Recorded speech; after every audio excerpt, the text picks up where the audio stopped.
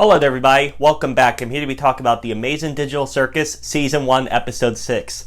Now, before I really dive into it, I do want to give a heads up that this will totally be a spoiler-filled video because so much happens in this over 30-minute long episode. I believe it's the longest of the series thus far, and it's a fantastic episode. I'm just going to say that up front. So I really want you guys to just watch it for yourselves before you get spoiled. But then again, this video is a few days late than the other people talking about it, so maybe you already know everything, but alas, here we are. So of course, they have been hyping up this award show that's going to be in this episode, and they're about, voting on the characters and stuff. And because of that, the adventure is a bit different today, where they aren't venturing out and doing something. They're going to do something that's in the circus, and it's pretty lazily made by Kane, where it's just them in groups of two with guns trying to shoot each other. And so everyone basically pairs off into groups of two. And of course, what I really love about this episode is every character shines here. Every character has like a great fleshed out moment. And like, I know a lot of the episodes really focus on, one or two characters, and the others have, like, everyone's featured in an episode in one way or another, but they kind of get pushed to the background while other characters get more development and more focus in the story narrative of said episode.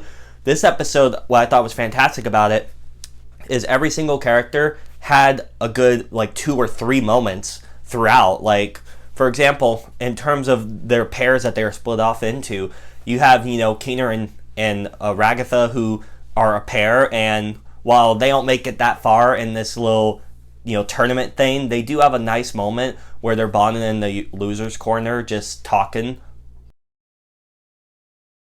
which I thought that was really sweet. And seeing them have like a nice moment where Ragatha's really sad about her personality and how she feels like she needs to be overly nice and try to help out others at the detriment of herself, really, because she's not doing any better. And Kaner's comforting her and saying her coming into the circus helped him out, and it was just such a sweet moment.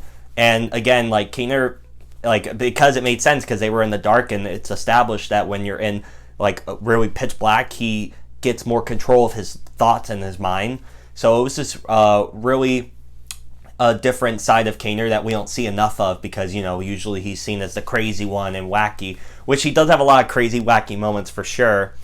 And another group was Zubul and Gangle, who have been really sort of bonding, I'd say, after that fast food episode with Gangle, and seeing them have a moment there where they're both confiding, and Zubul's trying to uplift Gangle, who's obviously she gets bullied a lot by Jax, we all know this, but just her not feeling comfortable with these two different masks that she has, her comedy mask, her sad mask, which I know is supposed to be like an allegory. I saw a lot of people were saying it could be an allegory, I guess, for bipolar disorder. And just seeing Zubul, who has had her own issues with her not feeling comfortable in her body and trying to find the right parts and all, which I've already discussed in that episode 3 about what she's going through, which is probably gender dysphoria.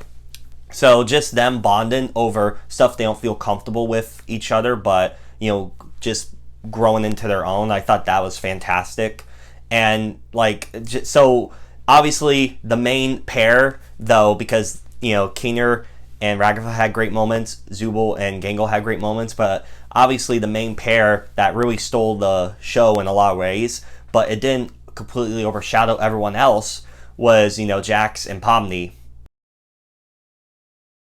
Which, seeing all these, like, you could just see they were such a fun, chaotic duo. Just, Jax was giving Pomni some advice and all, and like let loose a little bit, be a little evil, a little crazy, because none of this is real. We're doing a game. And they were really having some fun moments together. The animation was fantastic throughout. It was such a blast to watch, and I had a joy.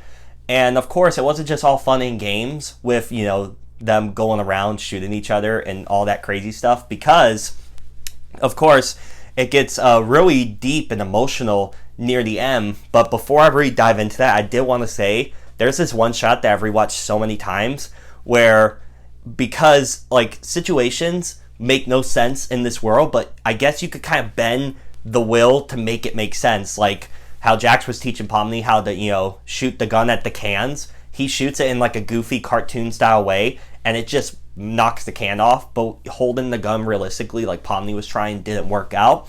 So Pomni, with one in the chamber, all the way across the map, is trying to shoot, Zubul, who's running away.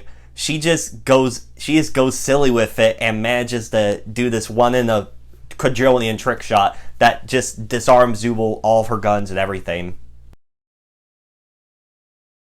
And that moment was just so hilarious and so funny that, and the music that plays, the score in this episode is phenomenal. It's so much fun and full of energy, but also when the dramatic moments happen, which I will say the big dramatic moment between, Jax and Pomni was a complete gut punch. It was really just quiet and just really like not really that much music playing, because Jax is growing with Pomni and they're having so much fun and stuff, but obviously Jax is haunted by losing that frog character, which I believe they referenced in the last episode during the intermission sequence, and he stares at the door again. And after he stares at that door, and I mean, we don't know what happens with that frog character, who obviously has to be close with Jax at some point, but it makes him turn like 180 and just become such a jackass to Pomni, and it's just really tough to watch. And seeing the dialogue and just the voice performances, I gotta give a shout out to Michael Kovac for Jax, and Lizzie Freeman for Pomni, because that scene between them, Pomni like being obviously torn and crushed by all the awful stuff Jax is saying about not really caring about her. If she was to abstract, he wouldn't care. But she's, saying that if that's the case, then fight me, push me away and all. He doesn't. He gets her off of him, and then he goes into that evil villain type monologue. But you could tell the sadness and, just, tragedy in his, not only his voice performance, but in just his facial expressions, which the animators did a great job on. That this is just a front he's putting on. And I really do think Pomni notices, because even after all that, when they're at the award show and stuff, she's trying to look back at him because he isolates himself away from the group. And so it was this really incredible moment that really stuck with me. I've watched their argument scene a lot, and this episode is probably their best, like the best episode of the series so far, which is saying a lot, because these episodes, it's like a step ladder. It keeps growing in terms of quality all across the board. And even like in that final sequence where it looks like Jax is maybe gonna abstract,